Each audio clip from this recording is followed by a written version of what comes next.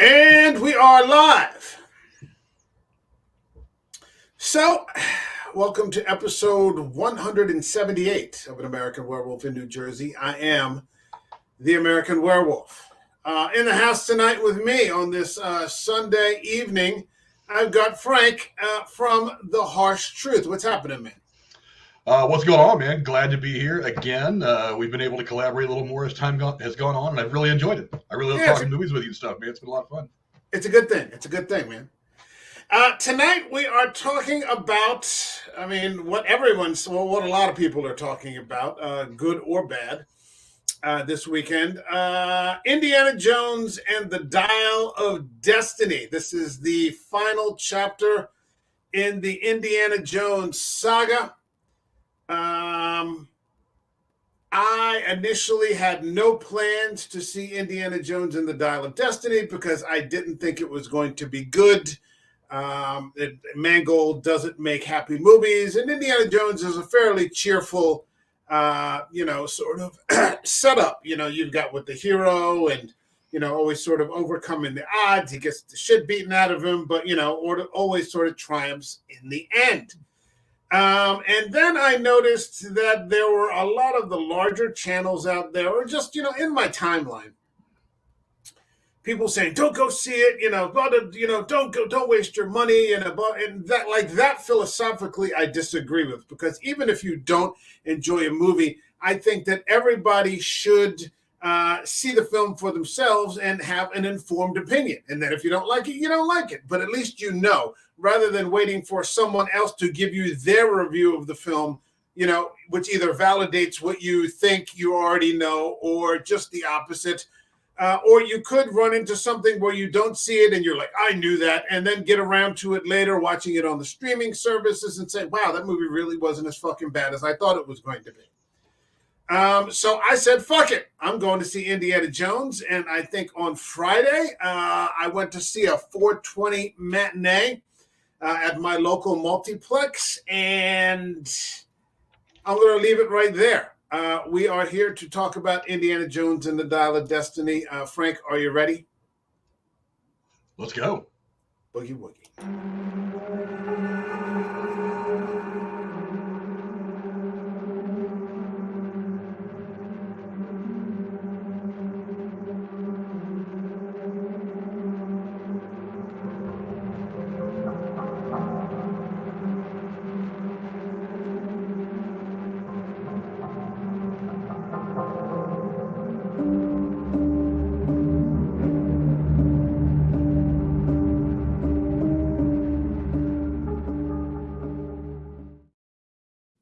So before we start to break it down, man, just tell me what you thought of, initial thoughts, Indiana Jones and the Dial of Destiny. What did you think? Well, I mean, to put it in baseball terms, for those of you baseball fans out there, I went into this. Uh-oh. I went into this movie wanting a home run, Uh-huh. but I got a solid double. Did you? It's not disappoint. It's not. It wasn't a train wreck. It wasn't Kingdom of the Crystal Skull. But it wasn't what I wanted it to be in a lot of spots. I mean, the ending was pretty good, but there were a lot of things in the first and second act that I think could have been better.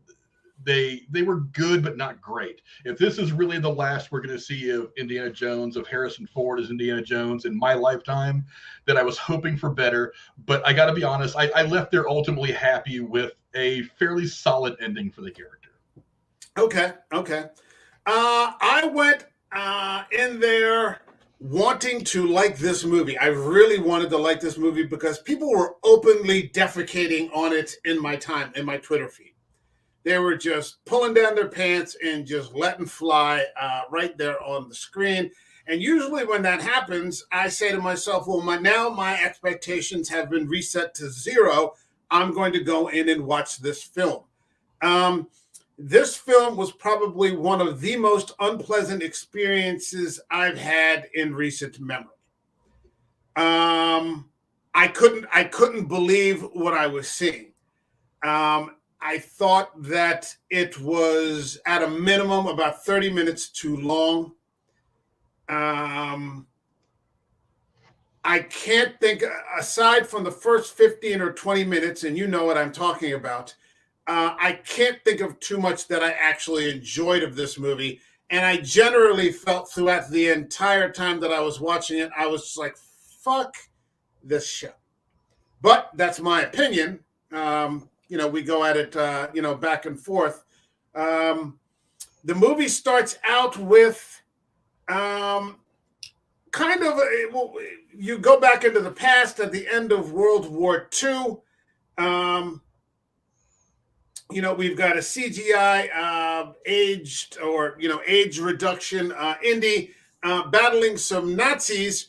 And I'll be honest, I mean, those first 20 minutes, it wasn't perfect, but it had the feel of an old school Indiana Jones movie. What did you think of those opening scenes? What did you think of the CGI quality for Indy? What did you think? Well, the de-aging is definitely getting better. It certainly wasn't perfect, because obviously we know that Harrison Ford in reality is somewhere north of 1,200 years old. So you knew you were going to have to do some work on him, but it is getting noticeably better. I mean, if you compare the de-aging scene in this movie to, say, the one that they did on Robert Downey Jr. in Civil War, that was very bad. But I mean, but it's a new technology that they were working with. So I'm like, okay, I get it. I'll let that slide. It's definitely getting a lot better. One of the things I really liked about the way they shot the opening part of the film was that it did kind of take us back to the days of Indiana Jones and the Last Crusade. Indiana Jones is always at his best when he's fighting Nazis. Whenever he goes away from the Nazis is when the story, I don't know if it's writing or if maybe that's just the bad guy that he's best against, but he's always best when he's facing off somehow against the Nazis. And so establishing that while being way past when in that universe when we would see Nazis deep into the 60s, right before 1970, it worked. It was a very smartly shot opening, in my opinion. It takes us back for a little bit of nostalgia, all the favorite stuff that we've seen from Indiana Jones, but it's set up where he was kind of in this. It sets up the plot for one with the dial. They kind of head fake you with the spear a little bit, but then it sets up the stuff with the dial and lets you know where you're at in the universe. But I thought it was a pretty decent opening. I thought it was a decent opening. The first 15 or 20 minutes. Indy is with his partner, who played by the actor Toby Jones. So just so you understand, we're going to be getting into spoilers here. So I better put the spoilers banner up. He's there with his buddy, and they're trying to get back the spear of destiny, the spear that pierced Christ's side. They figure out that the spear is a fake, but then they realize that the dial of destiny is there on the train. The Nazis are loading up all this equipment as the war is coming to a close. The occult is the last straw that Hitler can grab onto to try to change his fortunes. And they are hurtling towards the Fuhrer to try to get him every magical relic that they possibly can.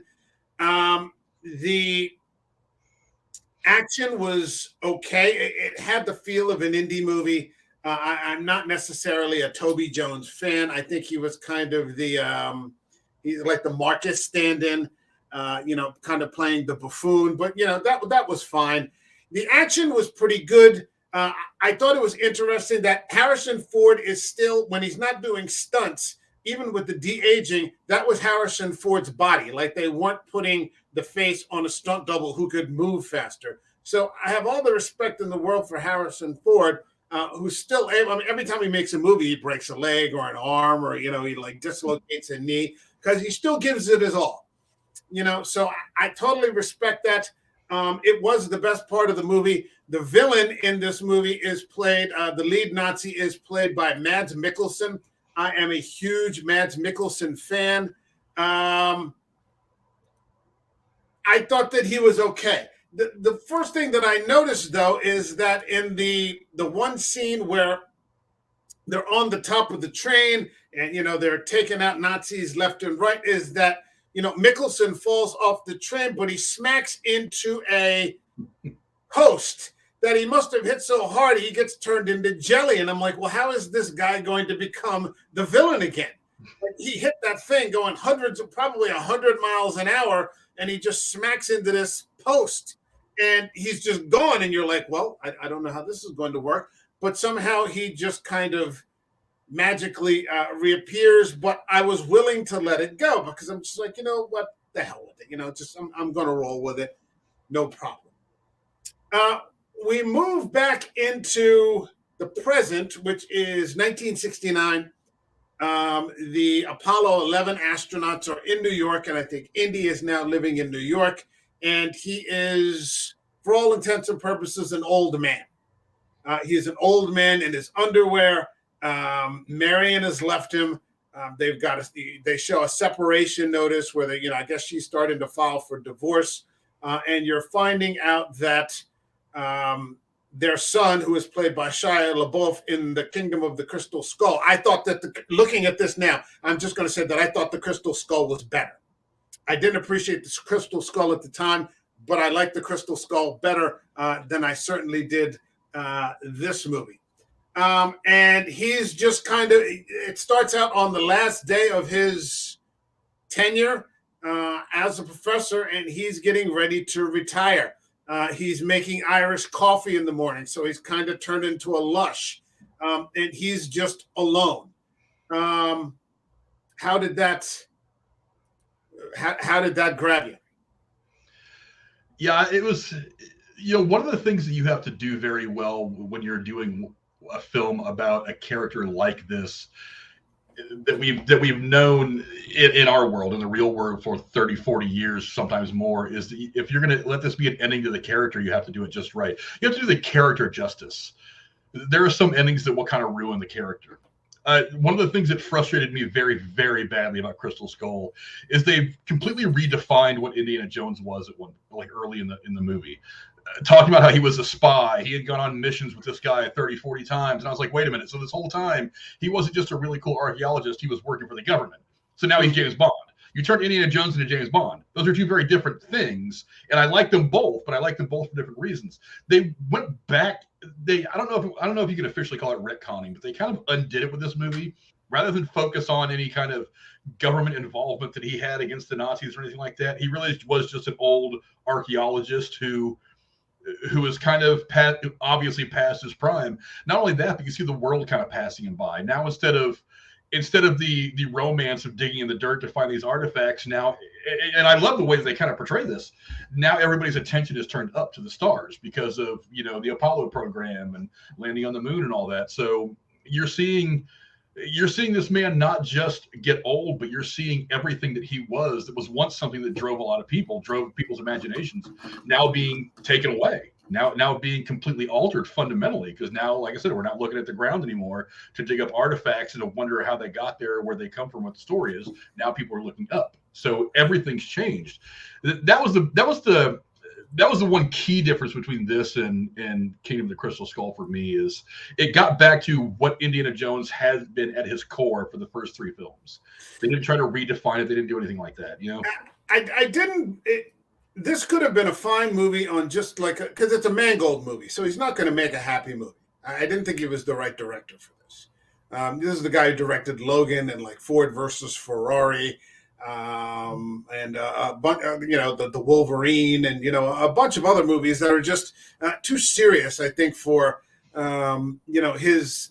Indiana Jones doesn't fit under his sort of purview, I would argue. But you could have made something interesting in terms of a meditation on just getting old. Like the struggle of getting old. I had the impression that many of the people who were involved with this film hadn't seen any of the other films. Like, they were just trying to, I thought that this was kind of a retcon, because I thought that they were really kind of disrespectful to the character of Indiana himself by the way he was treated throughout the entirety of the movie. And that he just completely, throughout the entire movie, just kind of gets shoved into a corner, which we'll get into, I guess, in a little bit. But I mean, he's there, he's nobody really knows who he is, where he works. I guess Marcus is gone. There's no sort of recognition. And so his life has sort of shrunk to this apartment, where like young people are playing the Beatles too loud for him, these sorts of things. And like the magical person of Indiana Jones, I didn't see him at all at any point in this film.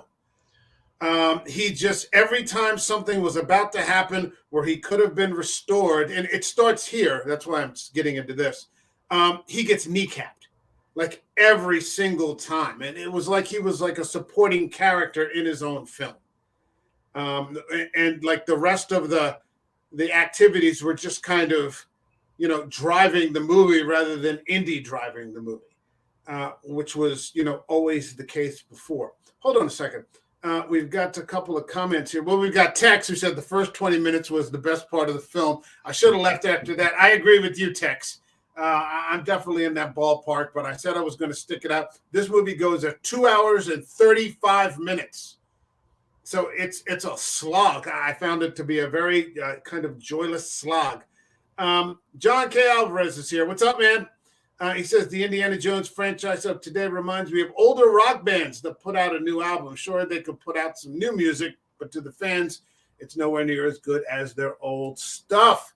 And Tex agrees. He says Indy got the Han Solo treatment, alone and sad. Yes, Kathleen Kennedy strikes again. Lucasfilm pretty much has tanked all of the male characters. The male characters get tanked in Lucasfilm, Star Wars. Well, Han at least had Chewie, so he was not really alone. It was always Han and Chewie, but I mean, yeah. But they went another level by making him totally alone in the whole divorce with and all that stuff. So I mean, even if you had done something where like you had turned him into a crazy old man that just kind of was spouting off about magical things and mysticism and all these kinds of things. Instead, he's just kind of this depressed, loner. All by himself, who after he retires, for people who seem to have no idea who he actually is, he ends up meeting his, and this is where like I parted company with this film. He ends up meeting his goddaughter, portrayed by Phoebe Waller. Phoebe Waller. Oh God, I forget her name off the top of my head. But all right, so she comes to him with this idea that she can put together the Dial of Destiny, so on and so forth. What did you think of that particular character? God, I hated her.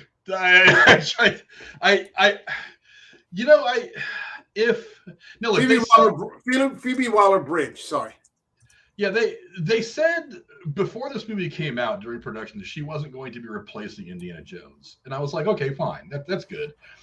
But how could she? She's completely until the last 10 minutes of the movie, she's completely unlikable. She's almost a bad guy, and I'm thinking to myself, if this is supposed to be the more modern version for the time period anyway, the coming into the 70s, if this is supposed to be the newer, younger version of Indiana Jones, his goddaughter, I want somebody who not only is likable, but somebody who has his genuine excitement about what they do. And she's nothing but a trinket whore for most of this movie until the last like 10 or 15 minutes when she finally shows up to save Indy. It's like she's seen the error of her ways, and I'm like, at this point, I don't want to like this character anymore. I've spent the last 2 hours hating her. You can't make me like her in the last 15 minutes. That's not how this works. I'll be honest with you. I especially hated her in the last 15 minutes. And here she plays the goddaughter, and from there, I mean, because we could go through this entire film if we wanted to, but I mean, at least on 2, maybe 3 occasions, she leaves him to be killed. There's the initial scene where she is meeting him in the archives or in that library where they pull the relic out.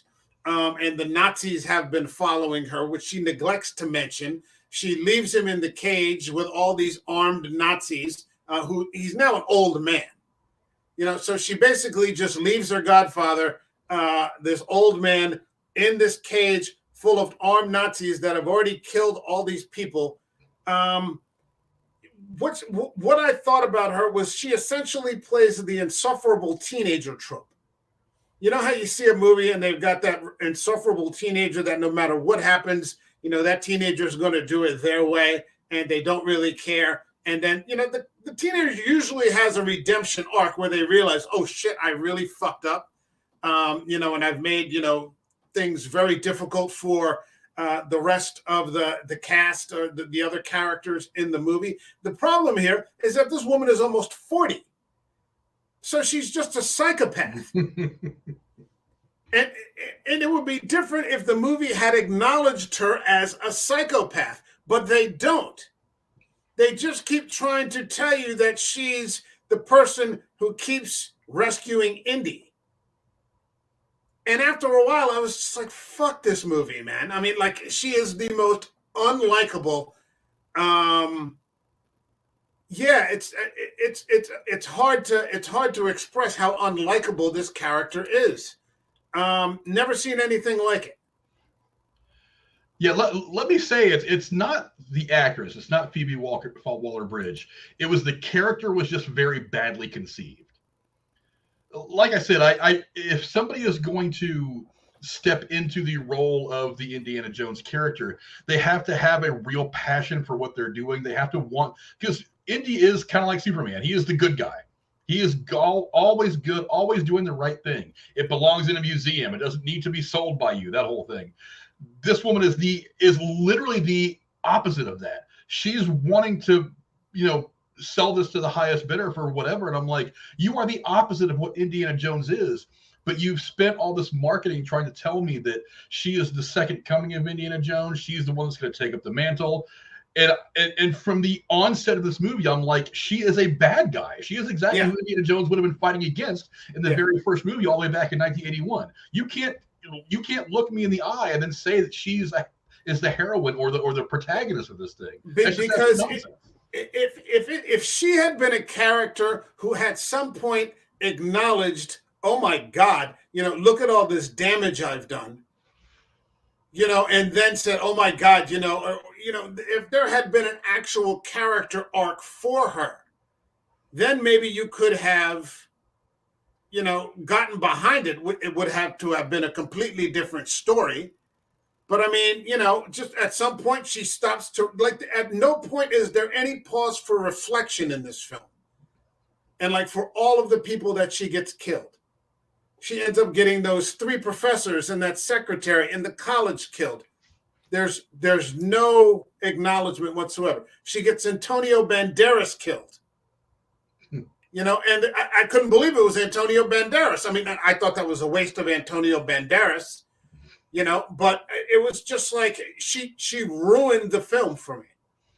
She literally ruined the film because I think what they tried to do, and I don't know if you're behind this term or not, but she's like the worst case of Mary Sue that I've ever seen, because they just keep inserting her as smarter than Indy, and she always has the one up on Indy, but she's just insufferable. Yeah, I couldn't, I as I'm sitting here thinking about it now, I kind of relate the way I view her to the way I view Kylo Ren in the Star Wars, the newer trilogy. It's like, after you kill Han Solo, there is no coming back for you. You are a bad guy. There is no retribution. There is no coming back from that to be a good guy. There is no turning back, making the face turn back to being a good guy, to use a wrestling term. But that's what they gave me in Star Wars, and I was like, that's bullshit. I don't like this character now. He killed Han Solo. She is basically the same person. She spends the entire first 2 hours of this movie, like you said, leaving him there to be killed by Nazis, leaving him behind 3 or 4 different times in the course of the movie to get killed or at least captured. Bare minimum, she has no interest in his well-being. But at the end of the movie, I'm supposed to get really emotionally involved in this conversation that they're having in Syracuse. And I'm like, bitch, if I was Indiana Jones, I'd have pulled out the revolver and put one between. I would have killed. Yeah, I probably would have killed her. Movie. Why am I trusting you even a little bit? I can't. Yeah. I can't sit there and like you now because you want to save Indiana Jones into the movie. Yeah. This guy's lived. Yeah. This guy's fought Nazis 100 times. He's fought Kali Ma. He's fought all this other shit. I was like, even at 912 years old, Indy doesn't need you. He's got a better chance of doing this on his own. I really do feel like this movie would have been a lot better if they would have just deleted her character and just made this like a straight up Indiana Jones, like he decides on a whim to go off on this journey and it's just him doing it. Let Salah come along. Let Salah do it again. Hey man, how about that? How about this? How about Round Top is the successor? That is the biggest missed opportunity of this entire damn movie. Fucking Round Top. Why wasn't Short Round there? Short Round, yes. Sorry, Short Round. His career has gone through a big resurgence lately. Yeah. Deservedly, by the way. Why not throw him in there for at least a cameo? Why? Now, as much as I like Antonio Banderas, I don't think he was wasted so much. He wasn't supposed to have a big role anyway. Anybody could have done that is what I mean. But why? But when he says, I've got a friend that can do this, how about we roll up there in that little bike or whatever, and it's Short Round that gets off the boat and says, hey, Dr. Jones, wouldn't that, and of course he doesn't die like Antonio Banderas. No, yeah, because if she had killed, if she had gotten him killed, people would have fucking rioted. I might have walked out would have been burning it would have been burning like Paris right now. Hold on a second. We got some comments here. We got Castellar Daniel Garcia. What's up, man? Always stopping in on the show. We appreciate it. And he says, Indy being insulted all over the film. Yeah, man. Here we go. Here's an idea. Eva Green would have been better for the goddaughter role. Someone who can actually act. I've never actually seen Phoebe Waller-Bridge do anything. I didn't watch that show Fleabag. I know that she was the voiceover for the android in Solo, apparently, where they, retconned Lando, and he was getting it on with an android or something like that. She was also one of the people who rewrote the script for No Time to Die. So I'm not sure that she really helped that. These legacy sequels to films 30 plus years ago need to stop. Amen. Very few of them are good and most shit on the original. Couldn't agree more. Thief as a good guy works for Robin Hood. I'm not sure what you mean. Well, because I was saying that making her the bad guy doesn't work. Making her such an asshole doesn't really work for me. Well, you got to remember though, Robin Hood wasn't trying to enrich himself. Robin Hood took that money and then gave it to the poor, and he didn't like take all that money and then go build himself his own little castle up on a hill somewhere in Nottingham. Right. He gave it all back, so he legit was of the people. Yeah. So he was a thief, but he was a good guy. She clearly wants to benefit from this thing. There's a whole scene in there where she's trying to auction this damn thing off. That's not what Robin Hood would have done. Robin Hood wouldn't have said, I'm going to auction this gem off that I stole from the sheriff of Nottingham for however many coins I can get out of it, and then I'm going to go enjoy my money. No, he gives all that back and then walks away. Here's the thing. We were here on, was it last week? Last Monday. We were here on Monday. Talking about Dune, and we were talking about Dr. Yue. If you've seen Dune or read Dune, either of the versions, we did Villanueva's Dune because Dune 2 is coming, and we talked about Dr. Yue and how Dr. Yue betrayed everybody.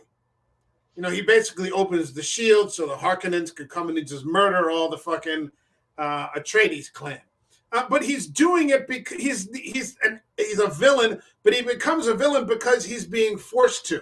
Like, they have his wife captive and they're torturing his wife, and he's like, I have to, they have my wife, they're making my wife suffer. They promise they'll stop if I do this.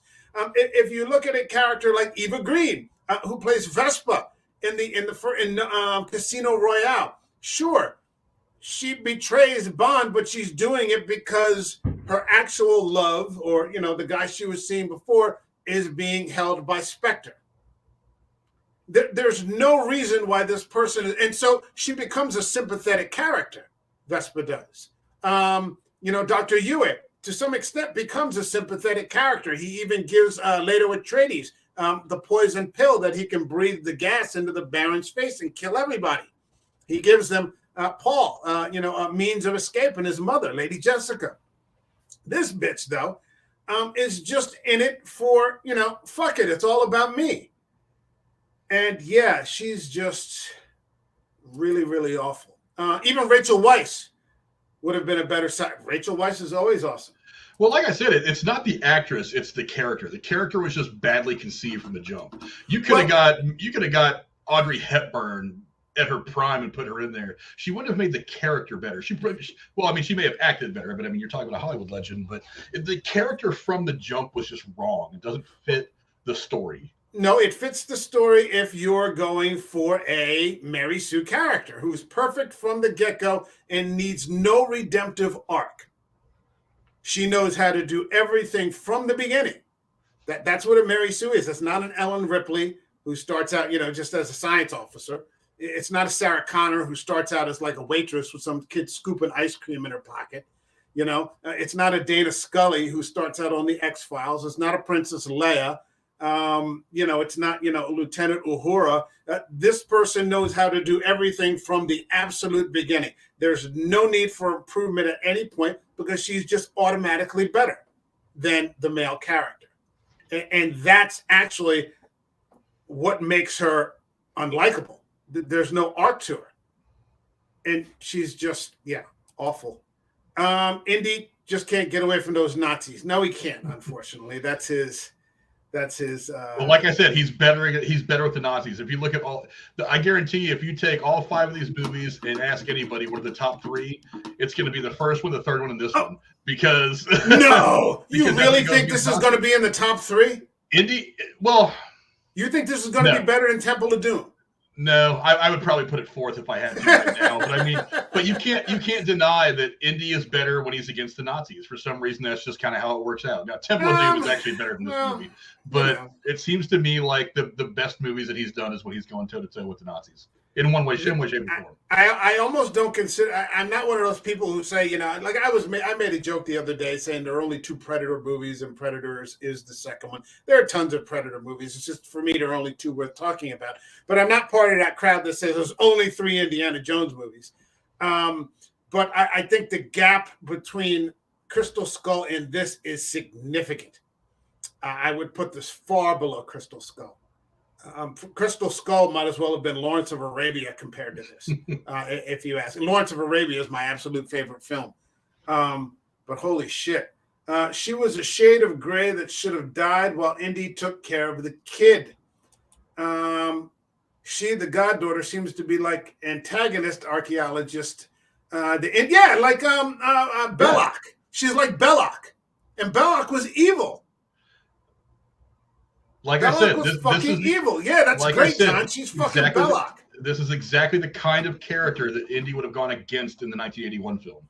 So, I mean, while Indy's chasing her all over the place because he's trying to save her while she refuses to acknowledge that she's being saved, and then half the time she's saving him. So, I mean, there seems to be no point in the narrative overall. We actually get to catch up with a couple of the other characters, and we do run into Sallah. And what did you think? I mean, Sallah is living in America because I guess the war in Egypt has taken place, and he's gotten him to America. But Sallah, and I actually was okay with this, is driving a fucking cab. What did you think about that? Well, it fits, right around the turn of into the 70s. You got an Arab guy driving a cab in New York City. If you went to New York City right now, you'd see a lot of Arab guys driving cabs. So, I mean, it's you go anywhere, you see Arab guys driving cabs, and lots of them are doctors. Well, when he takes Indy to the airport and he says, "I brought along a few things," and you see the hat and the whip, you're like, "Oh, here we go. This is where the adventure begins." He goes, "I also brought my passport." I was like, "Please get on the damn plane with Indy. I want this. If it's going to end with this movie, you need to be one of the guys that's here to see Indy through to the end, whatever it is. It's got to be somebody like you." Since Jim Broadbent is the one who took over for who played Marcus that passed away, I forget, but. If not Jim Broadbent, then him, because when you think Indiana Jones, you think Marcus, and you Marcus think Brody, and you think Sallah. So having one of the, unfortunately, no Sean Connery available, he passed away, but Sallah to be there at the end of the journey would have been fantastic. I'm okay with the Sallah cameo. I wish he would have been in it more, but I mean, it was nice just to see him on camera again. His smile brought a smile to my face. Oh, yeah. I was happy to see Sallah. I love John Rhys Davies. And, his enthusiasm in that scene where there is that half a second where you think that he might get on the plane and go off on Indiana Jones with one more adventure. That's what I wanted out of the Phoebe Waller-Bridges character. I wanted that excitement, that passion about what they do in her, and they didn't put it in there. And that's what kind of ruined her. No, she's too busy proving that she's right all the time. She's too busy proving that she's right. And, you know, and this is what I mean, but I think they were completely disrespectful to Indiana Jones. Even that scene, what you see in the commercials, in the trailers now, where he says, "Give him hell, Indiana Jones." And then, like, he walks out in front of a car and almost gets run over.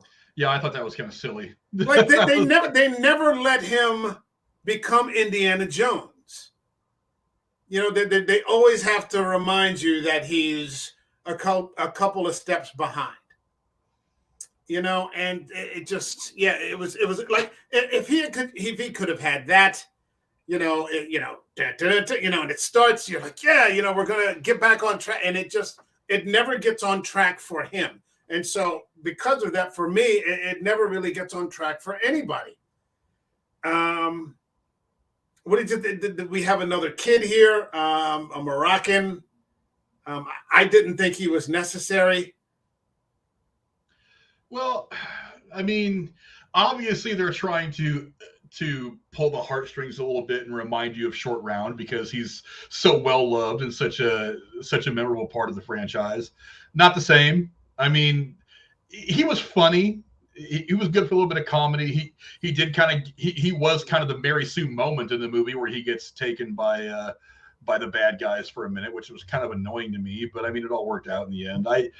He was a fun character, but I don't think that he was entirely necessary. Yeah. Again, it was there to try to evoke memories of Short Round. Yeah. But Short Round, you can't fill those shoes. The only thing you can do is hope that they don't fall off when you're running down the hill. You know what I mean? Kind of, sort of. So, there's just chases all over the place. We get to meet Antonio Banderas. And, after the Banderas character gets killed, I almost feel like Harrison Ford just inserted this on the improv because the Nazis killed Banderas, and all of them, I think all of the men on the ship, if I remember correctly, all of those men died that helped Indy. I'm pretty sure, yeah. I'm pretty sure. Phoebe Waller-Kate saves the day and brings the boat along, and she's just like, "Yay, we did it!" And he just comes up with this line, and he's like, "All of my friends were just killed," because there's just no acknowledgement. I almost feel like Harrison Ford inserted that for some reflection, and she stops. She's like, "Oh yeah, sorry," and then she's just right back to and you're like, "What the fuck?" Yeah, and you think in that moment that would have been a good time for you to at least start showing kind of the crack in her facade. That there is no crack in her facade. But there isn't. She literally shrugs her shoulders and goes, "Okay, now what's next?" And I'm like, all these people are dead. The difference between you and the Indiana Jones character is that Indiana Jones is going to understand the significance of those losses, and you are not, because you're not in it to do what's right. You're not in it to preserve these artifacts. You're in it for the money. You are the bad guy. all of these people all of this is happening because of her. He was on his way to retirement and he was drinking the whiskey in a bar by himself. And all of this is happening because of her. All these people are dying because of her, and there's just absolutely no recognition of it whatsoever. And I can't see how. I mean, unless she had editorial, which she might have, because she's had editorial control of a few scripts. Unless she had editorial control of this script and was just like, I'm just going to power through everything. It's unbelievable. If I were Indiana Jones in that moment on the boat as they're going away from the Nazis with that artifact, if that would have been her reaction, I would have just thumped that thing over the side into the ocean and been like, now nobody's getting it. Exactly. Exactly. I mean, if this thing is so dangerous that we don't want him to get a hold of it, we probably don't want even good guys getting a hold of it because they're going to screw it up just as bad. Right. So, and she obviously doesn't deserve to find an artifact of that importance. So I just say, you know what? Right over the edge. It's in the water. If you want it, swim down about 3,000 feet and take chances. Because have fun. Yeah. Good luck. It just let me go back and retire and be lonely and drink my Irish coffee and exactly. Leave me the hell alone. Yeah. Because I mean, even if I'm alone, I'm not getting my friends killed. Yeah. You know, you know, yeah. Wow. I just lost my train of thought on something, but yeah, I mean, just terrible. What did you think of Mads Mikkelsen? Loved him. He's He was good. He's a great actor. He's a good actor. He's a good bad guy. He's got a lot of Jack Nicholson to him, in that he plays the bad guy so well that you forget that he's actually just a good actor and he can play almost anything. Yeah. But yeah, I mean, God, what's the first time I remember seeing him? I don't even remember now. But I mean, it seems like every role he's in, he's just a little bit better than everybody else. I mean, with the exception of, I mean, honestly, he kind of outshines Harrison Ford in a couple spots in this. Yeah, because he has the best lines. His lines that I took in my notes, or the lines that from the movie that I took in my notes, are his lines. They're not Harrison Ford's lines. They're not Phoebe Waller-Bridge's lines. Yeah, it was going to be very difficult to make the Nazis the bad guy when you're talking about Indiana Jones in 1969, because it's like, we beat these guys like, 25 years ago. Nazis aren't really a thing anymore in this world. I mean, they are just not running Germany anymore. But I mean, the character is based a lot on Werner von Braun, for those of you who know who that is. So I kind of like how they kind of worked him into a little bit of real history. But I mean, Mads Mikkelsen he's just awesome. He's a Hall of Famer. Yeah. I mean, this guy's good in everything he's in. I remember him from that King Arthur movie, the one with Clive Owen. Yeah. He was good in that. I mean, obviously from Hannibal. Here in America, he always plays the villain. Doctor Strange, of course, and tons of other things. But over in Europe and in Denmark, he's doing such great. He does comedy and he does action. Serious drama. I mean, he's just a great fucking artist. And I wish he had a better movie. I mean, he's really good. He's really good. And this is what I mean when I said this could have just been a meditation about getting old or older, because he has lines like, yesterday belongs to us. He acknowledges the fact that the world has kind of moved on from him. And from also Jones, he recognizes that in Jones, that the world no longer cares about us. He even tries to use that against him at one point. He's like, I can leave you at any point in history that you want me to leave you at. Do you want to go back and see these things that, I mean, you hold this object in your hand at one point in your life that is 2,000 years old, and you can only imagine what it was like to be there when this object was made or when it was significant history. He's like, I can leave you in that point in history, and you can witness it with your own eyes. You can experience it. You can touch it yourself. Yeah. He's like, you don't just have to read about it in a book or write about it or theorize about it. You can see it with your eyes and be a part of it. And that's exactly the kind of thing that would appeal to somebody like Indiana Jones. Yeah. So he even tries to relate to him a little bit. He goes, dude, it's not just that I want to change this for me. It's like, I can give you everything you've ever wanted. Yeah. and that, that one scene that he's in the hotel in the beginning of the movie where he meets that black guy and he recognizes him as a soldier. He goes, did you fight in the war?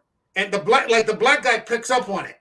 He goes, you're a fucking Nazi. Because this is a play on Operation Paperclip, where the Americans brought the Nazi scientists over to America to assist in the race to go to the moon.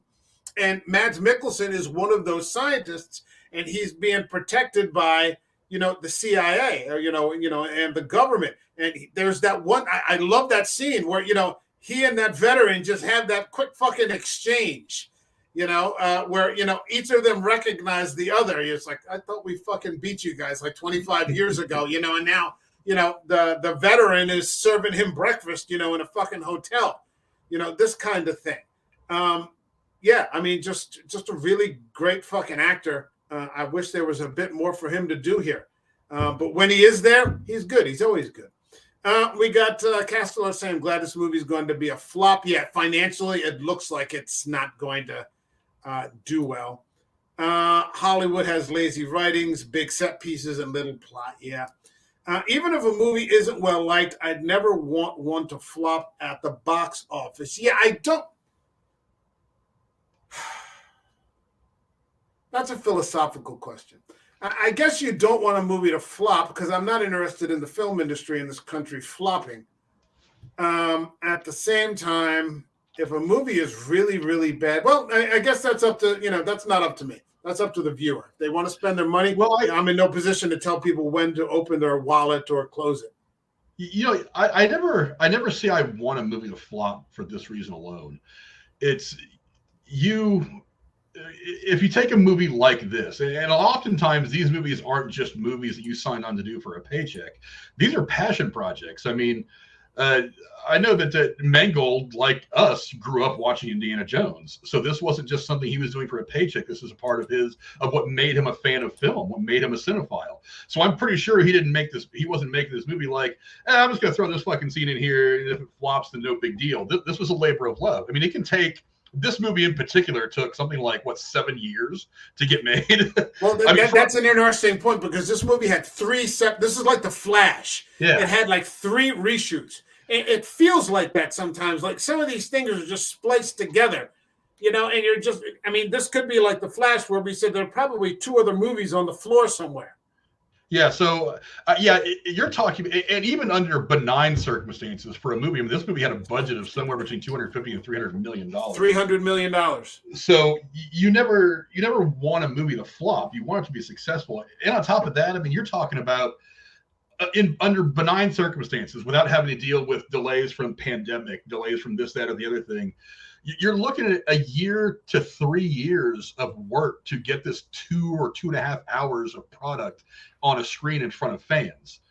So you're talking about hundreds of thousands of man hours. You're talking about 80, sometimes 90 or 100 hours a week of your hard work at its peak of filming and all that, where you're trying to get this made. I don't want to see anybody's work go to waste like that.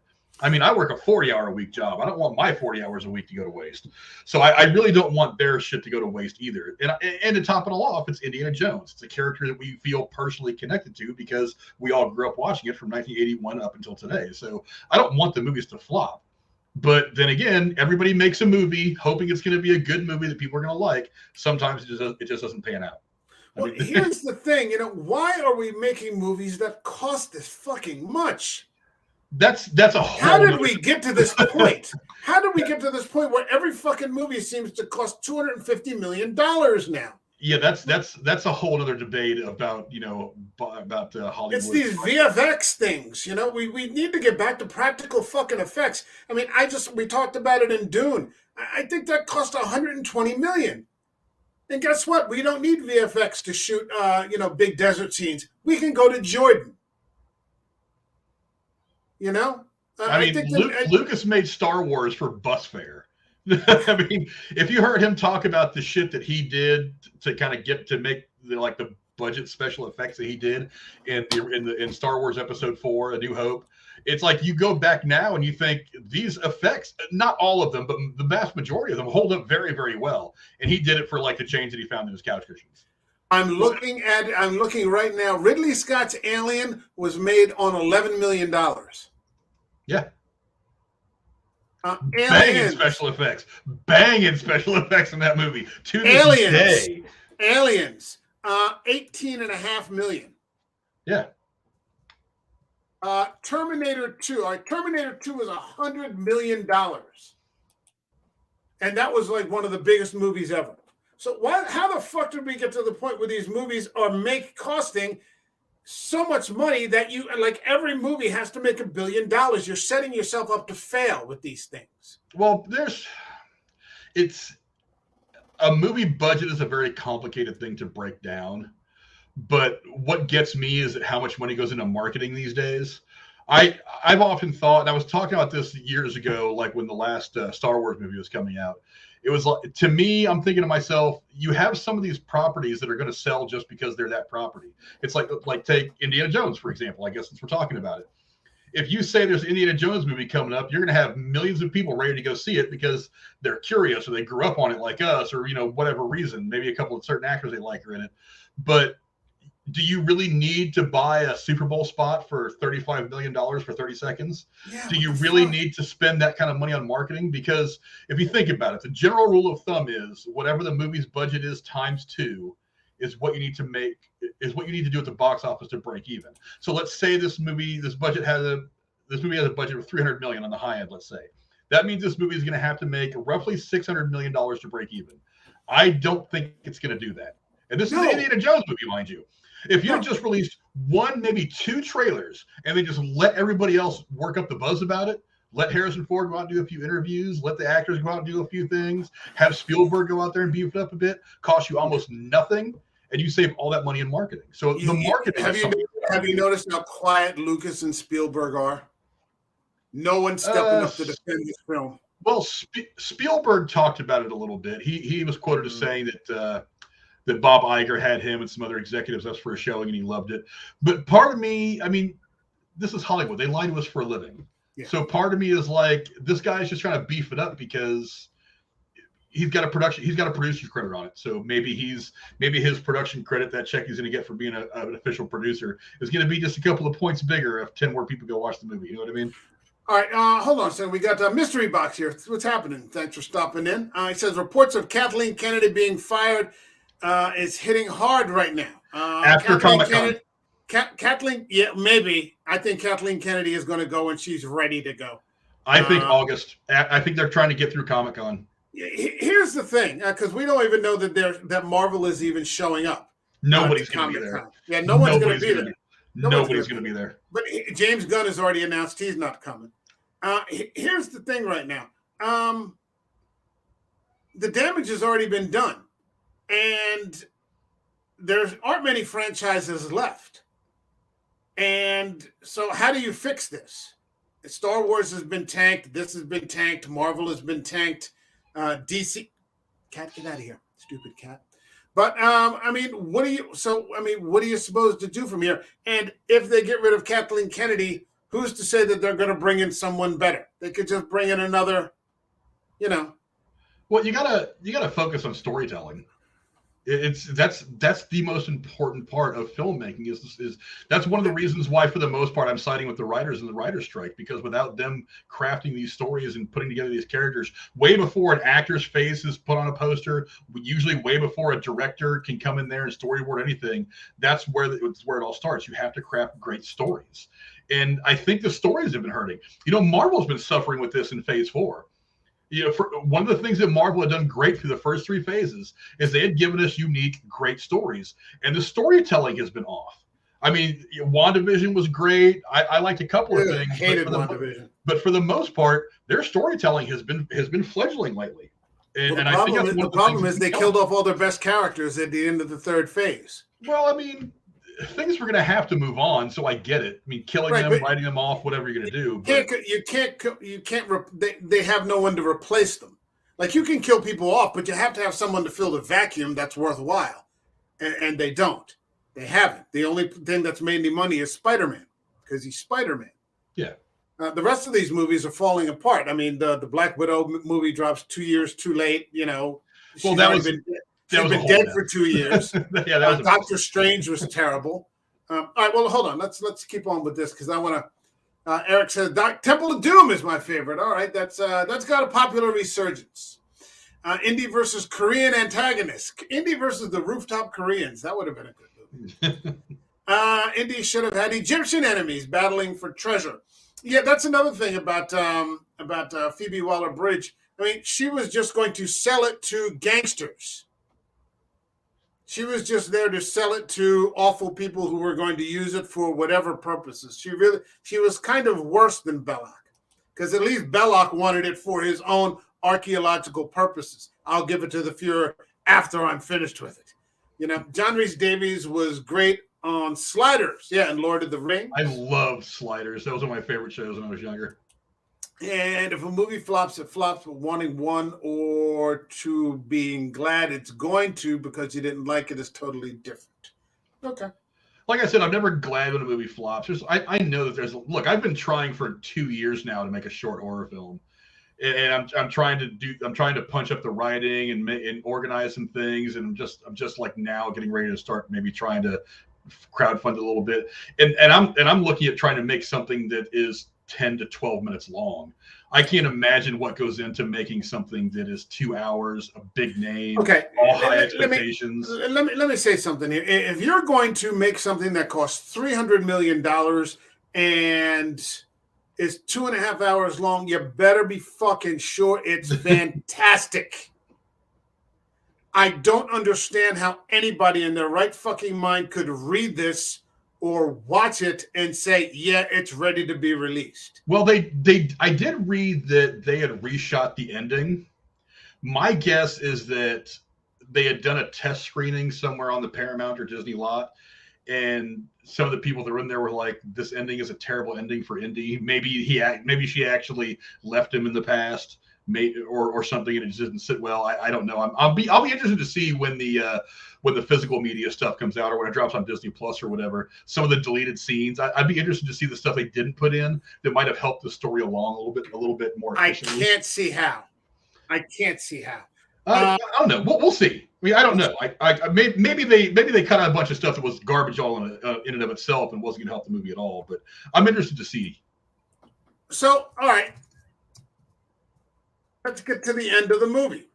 So we come to the end and we find out that the Dial of Destiny does not, because what Mads Mikkelsen wants is to go back to 1939 before Hitler invades Poland, I think. And he wants to kill Hitler and take over, almost like Biff in Back to the Future, because he knows everything that's going to happen when Biff gets the sports almanac. And then, he makes all that money. He's kind of like that. He's going to go into the past with all the answers and make none of Hitler's mistakes. And so the Reich, will just rewrite history. And that's Mikkelsen's plan.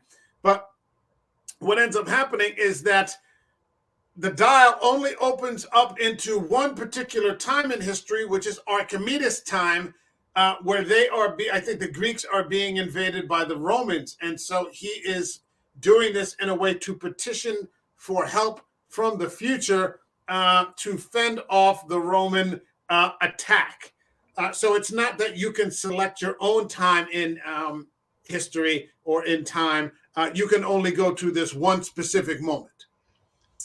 Yeah, I didn't understand the whole continental drift thing. I was like, I didn't get. Yeah, I wasn't sure that was necessary. The sciencey part of my brain was trying to put all that together, and I'm like, so what you're saying is that because of continental drift, the Mediterranean Sea is where Germany was in 1939.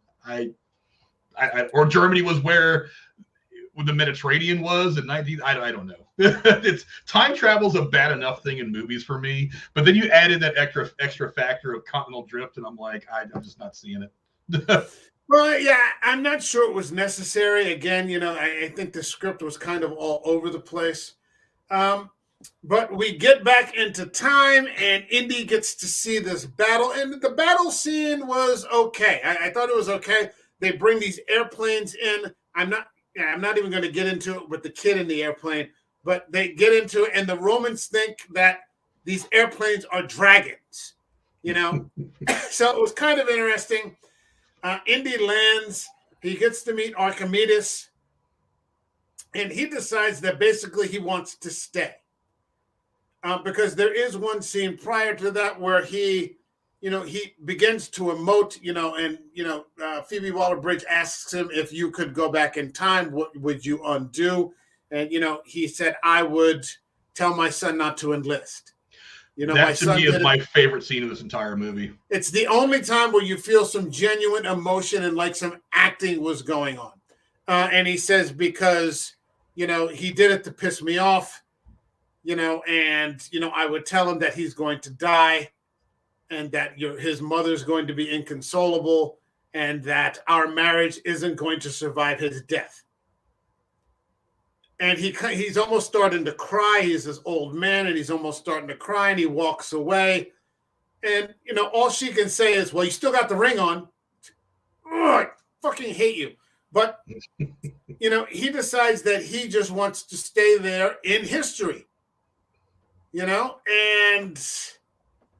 yeah, there's this one. It feels like for the first time in the movie that he's asserting some control over what's happening to him. And there's that, and this is what really pissed me. This is why I can't stand this character. He puts on the hat, and the music starts, and she's like, "You can't stay. You got to come back." He's like, "I don't have to do anything. I'm staying here. I want to. This is what I've dreamed about. like my whole life. My wife is gone. My son is dead. You know, what the hell am I going to go back to? You know? And he puts the hat on and the music starts. Dun, dun, dun, dun, dun, dun, and she fucking cold cocks him right in the fucking face and knocks him out and drags him back to the present time. Yeah, I can't care. I was watching that as it was playing out, and I was thinking to myself, this is kind of a good ending for Indy. Let him go back and be a part of the history that he's so passionately tried to understand for his entire life. She knows what's best. She knows what's best. And then she hits him, and I'm like, and I'm thinking to myself, he's gonna wake up next to Archimedes, right? Like, nope. And then he's back in New York or whatever, and I'm like, come on, why? I mean, not only do I have to hate you because you've been a twat waffle this entire movie, but it's like now you have to deny Indiana Jones the one ending that would have been great for him, that would have been almost perfect. No, nope, she knows what's best. She knows what's best. Yeah, again, I was really disappointed. I mean, I was glad that Marion came back into the picture and they had their conversation and all that. That had some nostalgic notes, but I was like, that's not the ending that I would have wanted for Indy. Because if you think about it, at the end of the day, his son is still dead. And so he's still 112 years old. His prime was 20 years ago. I mean, it's all still pretty much over for him, and he still has to watch the space race take over take all the attention that used to be given to people like him. It's like, is that really where you wanted things to end for Indy? I don't know. It's not even that. It doesn't connect with the rest of the tone of the movie. Like there isn't one opportunity that they haven't taken throughout this movie to kneecap Indiana Jones. You know, even his final decision on how he gets to end his life is taken away from him by Phoebe Waller-Bridge, who somehow in the story, and they actually seem to have written it this way, somehow she believes makes her a good person, that she's done the right thing. They never bother to explain, you know, what happens to all the dead people, and there's no accountability for it.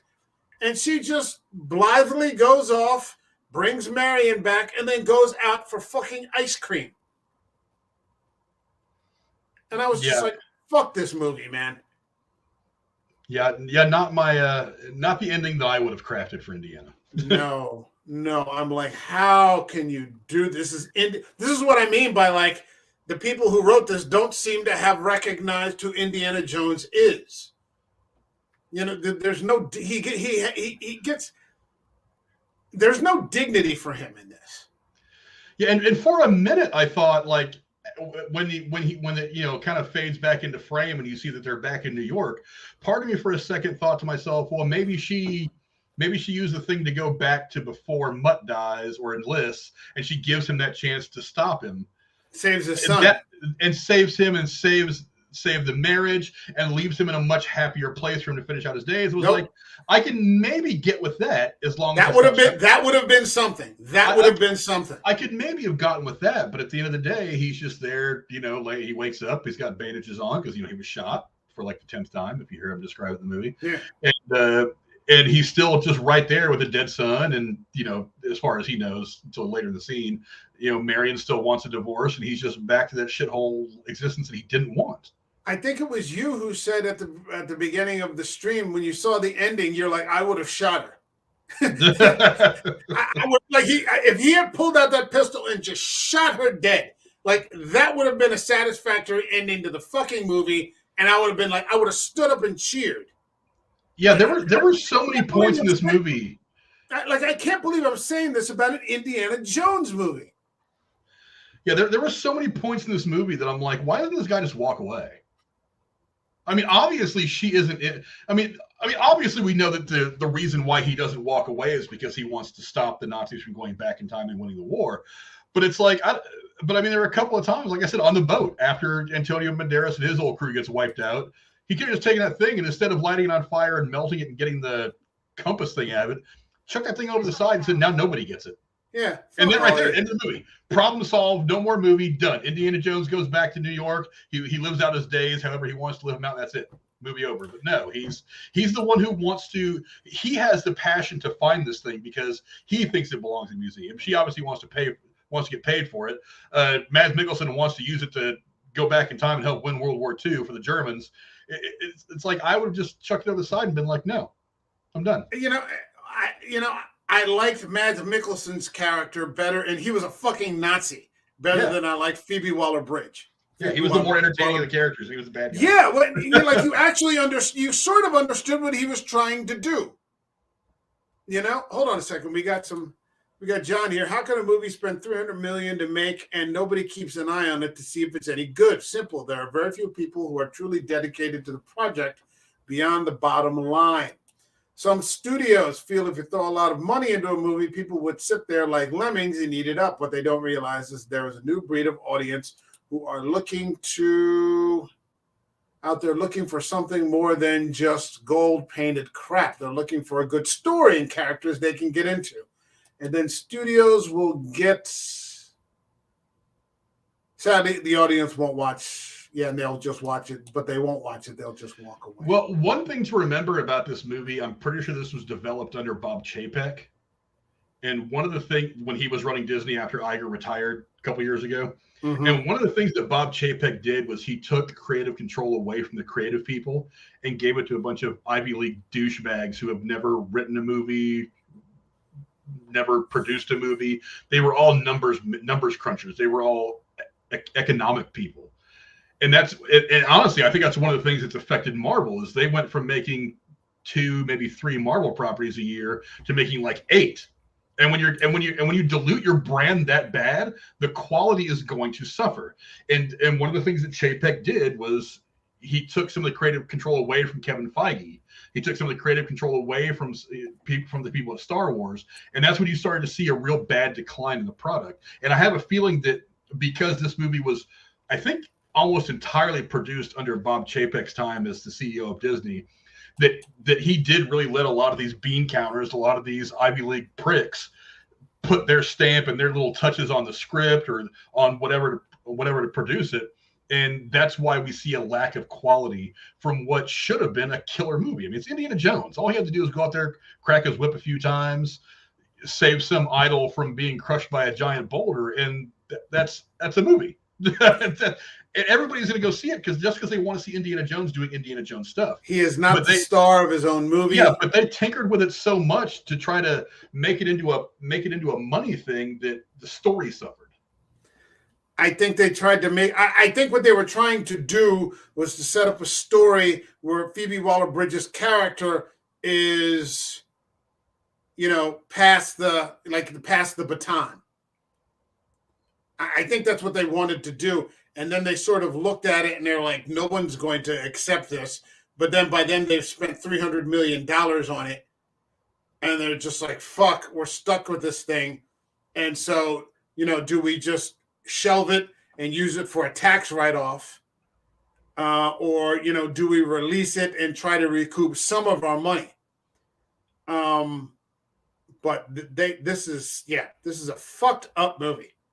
Yeah, I don't ever want them to do another Indiana Jones movie in my lifetime. No, I don't need to see another Indiana Jones movie ever again. Yeah, no more. We've got 3 good ones, and I actually own the Crystal Skull here. I've got that one. I will never watch this again, ever. And I never thought I would say that about an Indiana Jones movie. I was 12 when Indiana Jones, when Raiders of the Lost Ark first dropped, all the way to now. And yeah, I will never watch this movie again. It was that bad for me. I want Indiana Jones to not come back in my lifetime. No. 40, 50, 60 years from now, when I've shuffled loose the mortal coil, maybe a new group of creatives can come back and give it a try, maybe with an actor who probably hasn't been born yet. By then, no one will know who Nazis were. No one will know who Nazis were. Nazis will be someone that, they saw on Fox News or something like that. That will be a Nazi. Well, they read about in some history book in elementary school. Some obscure reference to somebody who existed 200 years ago. Yeah. Kind of like the way we read about Archimedes. 2,000 years ago, he's just this figure that we know existed. So yeah, we had 3 fantastic movies. We had one that was meh. And we had this, which is just, it's a joyless film. Like, there's no excitement at any point, really. The one thing where I actually started to feel, there were two scenes. One where, Jones talks about what he'd do if he goes back in time, and then the other where he just decides he's going to stay there. Those were the 2 points in the movie where I actually felt something. They both got cut off at the knees by Phoebe Waller-Bridges' character. So, yeah, the nostalgic stuff worked for me for the most part, but yeah, it was great to see Sala again. It was great to see Sala, but yeah. So, is there anything that we have not discussed in this movie that you think we should get into? The hat at the end. I looked away for a second. I saw the hat. I looked away, and then it cut to the credits. So I missed something. What happened? Well, okay. So at first I was into it. At the very end, you see the camera pans over to the fire escape where you see Indiana Jones's iconic hat is hanging there drying and it always been clean. And as it circles in, I was expecting it just to kind of circle in and close out to kind of signify an ending of this Indiana Jones. Right. And then for some reason, I assume it was his hand. I'm going to have to go see it again or wait till it comes out Disney Plus to watch. A hand reaches out through the window, grabs the hat and pulls it in. And I'm thinking to myself, wait a minute. If this is the end, why is he grabbing for the hat again? Because I thought there was an interesting metaphorical look to the hat hanging there, like he had literally hung up the hat and he was done with his globetrotting adventures. He was just going to hang out with Marion, live out his life, and that was going to be it. And I was like, okay, this is the end of Indiana Jones. But to see him reach back and grab the hat, that kind of leaves it to me. It's like, wait a minute, does that mean that he's still doing it? Now, obviously, he's going to wear the hat again. He wears the hat everywhere he goes, even when he's in the classroom setting. Right. You see him wearing the hat. But I'm like, but the fact that they seem to focus that the camera shot on that him getting the hat, I'm like, what does that mean? Now, granted, I think it was just a visual. I just think it was the wrong visual. Yeah, there are so many things in this movie that don't make sense. Why not throw in one more at this point? Why not throw in one more? All right, so I think we are at the point where we rate the movie. This channel has a rating system that goes from 0 to 5. 0 being it goes up 0 to 5 up by half. So 0, 0.5, 1, 1.5, all the way to 5. So 0, for example, would be I'd rather pull out a fucking long ingrown toenail than watch this movie again, all the way to 5, which is, this is cinema. This is the highest level. This is the destination. This is why we, talk about movies in the first place. What would you give Indiana Jones and the Dial of Destiny? Frank, let him have it. I hate rating movies. I really do. But I'm going to give it a 2.5. The only reason I'm not going to give it a 1.5 is because it is an Indiana Jones movie, and there are some Indiana Jones things in here that I enjoyed when Harrison Ford was allowed to be Indiana Jones. If this would have been any other movie, I probably wouldn't have scored it this high. I mean, there's things to like. There's some good nostalgic beats. There is Indy being Indy, but the stuff around him was not great. Again, Phoebe Waller-Bridges' character is kind of garbage from the jump. She's irredeemable by the time they actually try to redeem her. And by the time they do redeem her, I don't care. There was a lot of missed beats, a lot of missed opportunities, some nostalgic, some story.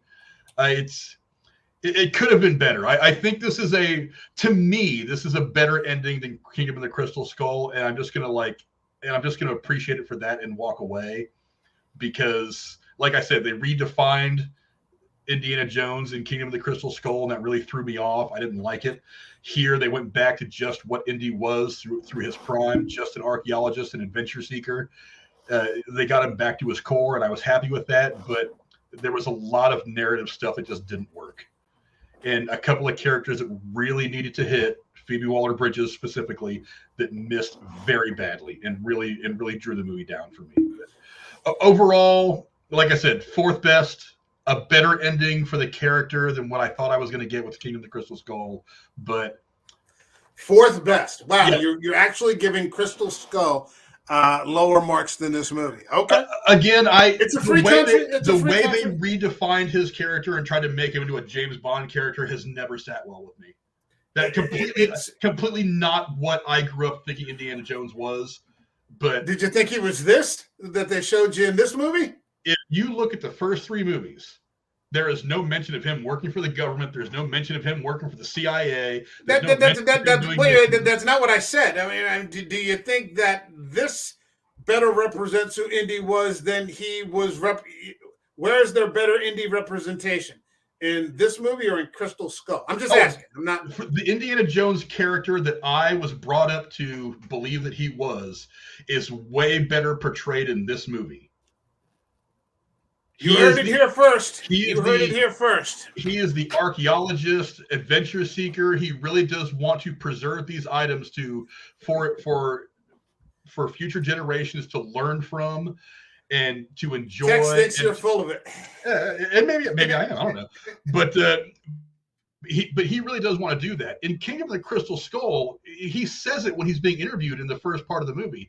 We went on 30, 40 missions together. What missions? You were trying to get the fucking golden head thing in the first movie. You got chased by the giant boulder. You were trying to recover these stones to give them back to the tribe in the second movie. You were trying to keep the Nazis from getting the Holy Grail, and you realized at the end the Grail was better off where it was at, and you didn't want to fuck with it at all because you had respect for what it was. Now all of a sudden he's James Bond and he was running missions for the CIA. That's not. So that's what you're getting hung up. That's what you're getting hung up on. Yes, you completely redefine that character for that movie. In this movie, they didn't talk about any of that. I was going to say no one even noticed, but that's clearly not the case. In this movie, none of that bullshit. He is just an old archaeologist who's looking at all of his greatest adventures in the back of the rearview mirror. The only CIA involvement is the black girl, who I actually really liked her. I fucking hated her too. I thought when she got shot. I was kind of like, I honestly, for a while, I thought she was going to be the one who would help him out a little bit in the end. And when she got killed, I was like, okay, whatever, she got killed. But I was really hoping, there was just something about her I kind of liked. Again, I'm not mad that she got killed. The rest of the movie went just fine without her.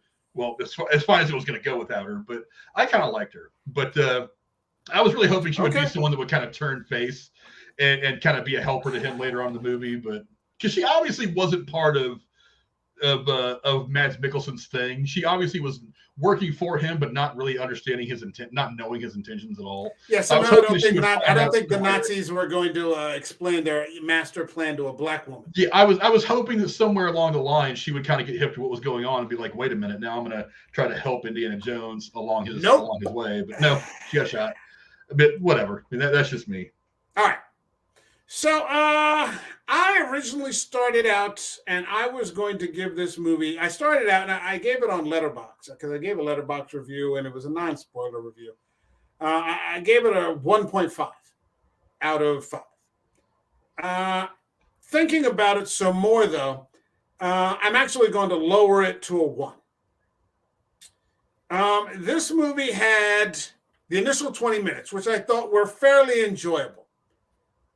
And that's about it, which means I had 2 hours and 10 minutes that I absolutely did not enjoy. 5 minutes of Sala, maybe. And 2 scenes. No, 1 scene. No, because every scene where Indiana Jones attempted to be Indiana Jones, he gets kneecapped by his goddaughter.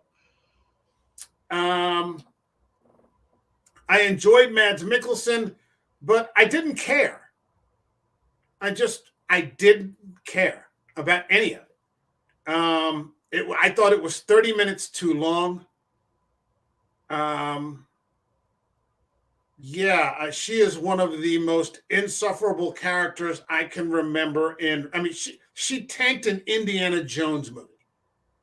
And Indiana Jones movies are filled with unlikable characters. They're fucking Nazis.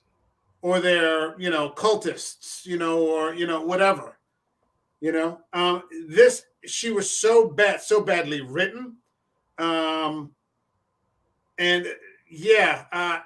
because I almost get the feeling that Phoebe Waller-Bridge was playing herself, from what little I understand of her personally, and like her placement in Hollywood and what she does, sort of diversifying scripts.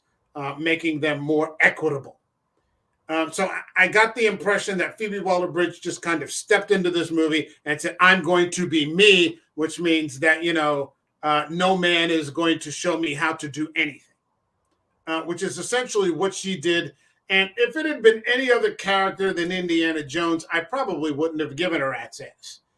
But it's Indiana Jones. And even at the end, I can't think of anything that's actually likable except for the first 15 minutes. And that's not enough. So I'm giving it a 1 out of 5. I will never watch this movie again because it just made me angry. I feel like if they would have made Phoebe Waller-Bridge's character, if they would have kind of built her into like the women's lib movement that was starting around that point in history, it might have made it an easier pill to swallow. If you could have at least paid respect to that point. If you had just made a character with empathy, if you had just made a simple human being with empathy, who actually gave a shit about her godfather, and was actually, worthy of something, who could, relate to other people. And even like if she had become the villain, that would have been okay. But she's constantly portrayed as the good person who, and they actually tried to, somehow the story tries to convince you at the end of the movie that she's the good guy.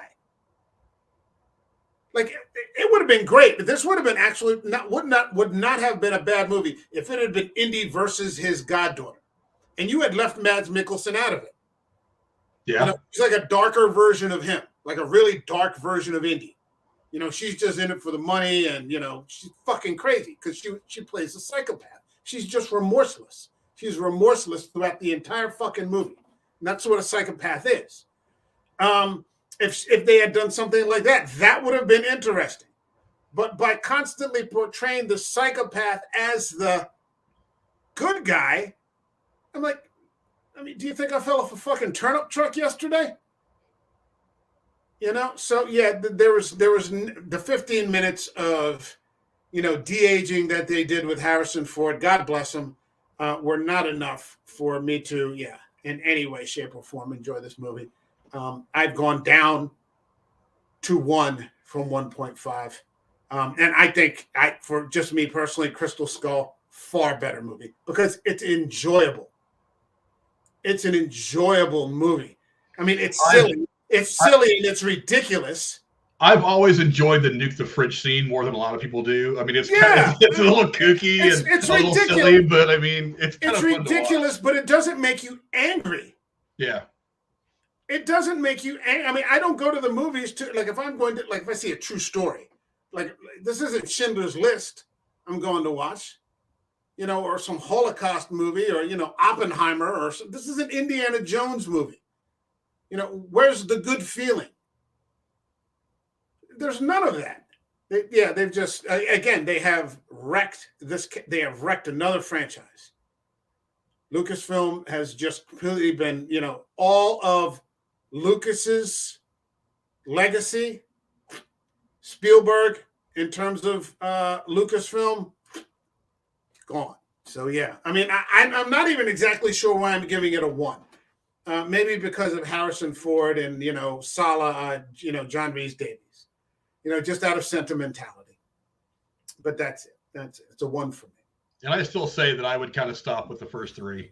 After him and his dad go find the cup of Christ, I'm like, that's a good ending for the whole thing. And even the very end when they're riding off into the sunset, I'm like, how perfect does it get? Just stop right there.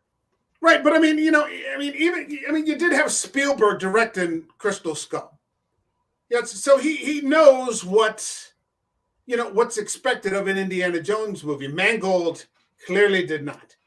He clearly did not understand what it is, and that's why it's flopping right now. It'd be one thing if I was spitting in the wind and like this movie was like 400 million the first weekend or something.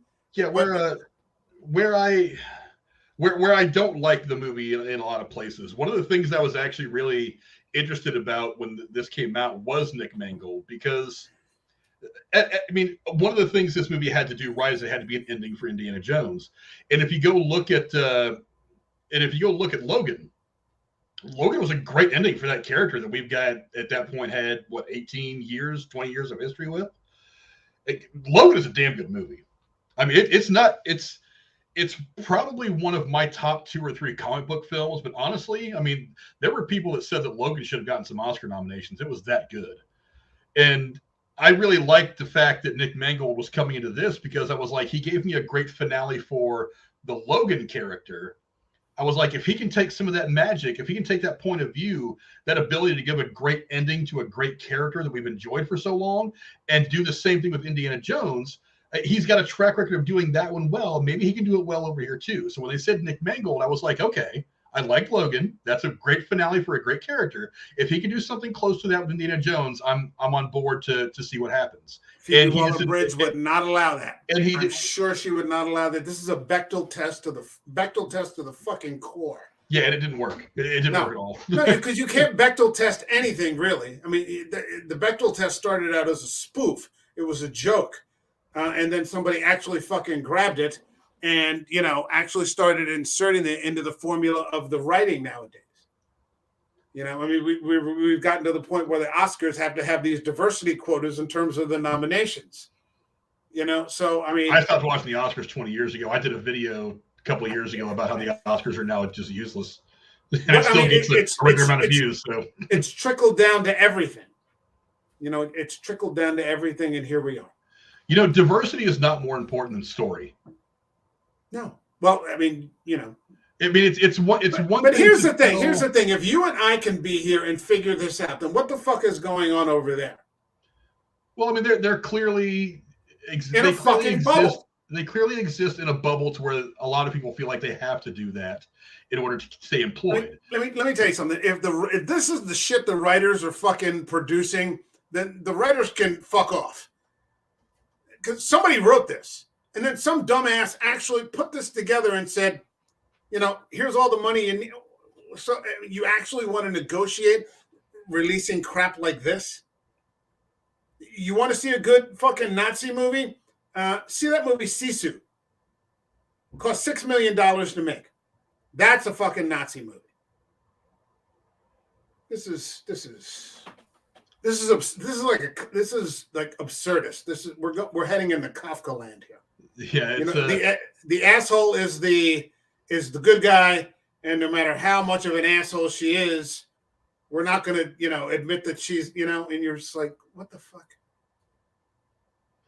As much as I don't like to blame the failure of a movie on wokeness, diversity, there are times where in this movie where it's pretty clear they were trying to work some of that in here, and I'm like, the story should not suffer to push your idea. The story should be self-contained.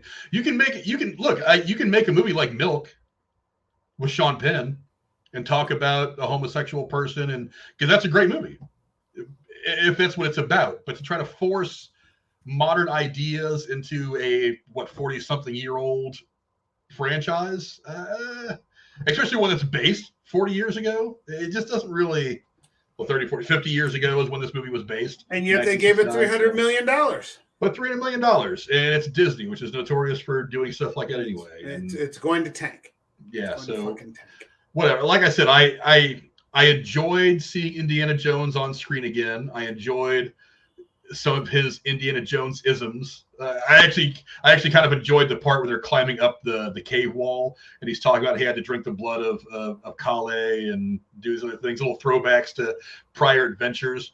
I was like, okay, I'm digging that. I actually kind of like the fact that he looks old when he's climbing up that wall. Like he talks about how he's been shot 9 times and so on and so on.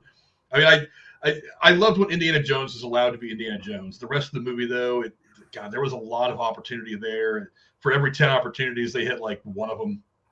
There's so much more they could have done just by telling a great story that exists from this universe and not trying to do things that didn't need to be done with it.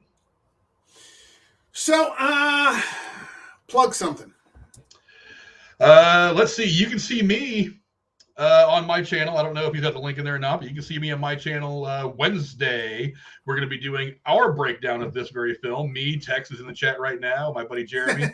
And then we'll be back. Jeremy's going to love it. I haven't talked to him about it. I know he's been in our private chat going back and forth. I haven't had a chance to read it through. I'm trying to go in clean without knowing too much of their opinion. I want it to be fresh. But then you'll see me back here Thursday going over with the crew going over episodes 2 and 3 of Secret Invasion. And then next week we're going to be doing more reviews. The Oppenheimer review is coming up. That's going to be releasing at the end of this month. I'm really, really looking forward to that. The marketing's ramping up. I saw a trailer for Oppenheimer in front of this movie. I'm really excited to see that movie. I'm really looking forward to breaking that down. That's been my most anticipated movie of 2023 from the moment it got announced. So I'm really getting eager about that.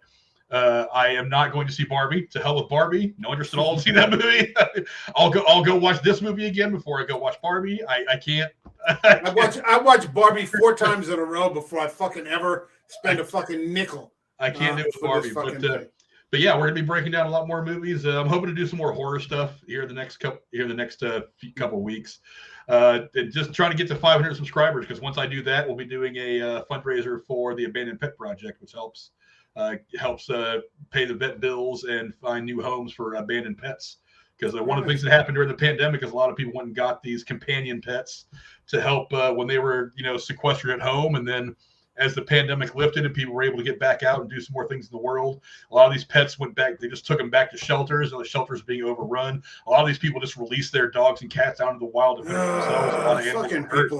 And what the Abandoned Pet Project is, it helps cover the vet bills for these animals to get nursed back to health, and it helps find them either temporary homes while they find them a home, or helps to rehome them, and helps travel them all over the country to people who actually give them good homes. So that's something I want to do. So the idea is that every 500 subscribers, we're going to do a charity stream for one charity or another. That's kind of my idea right now. We're going to start with the Abandoned Pet Project. So trying to get to 500, spread the word, come check us out, subscribe if you would like. We'd appreciate having you guys around. Thank you.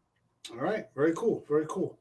I will be back here tomorrow at 1:00. I'm going to be talking about Zack Snyder's Rebel Moon, because it looks like some new info is dropped on that.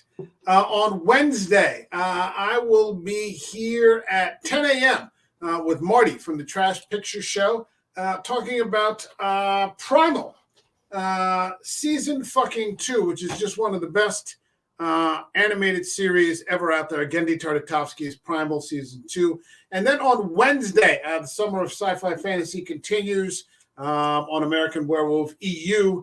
We're going to be talking about 2007's Beowulf, which is just another great fucking animated feature with Brendan Gleeson and Anthony Hopkins and Angelina Jolie, and a ton of other great fucking characters. So check in for that. My thanks to Frank from The Harsh Truth for stopping in to shoot the shit on this movie. And, hopefully we'll get a chance to connect up again. And for everybody else, thanks for stopping in, and good to see you in the chat. Like the video if you would, please. Leave a comment somewhere if you haven't already, and sub the channel if you'd be so kind. And we'll see you in the next video. All right, everybody. Have a good one.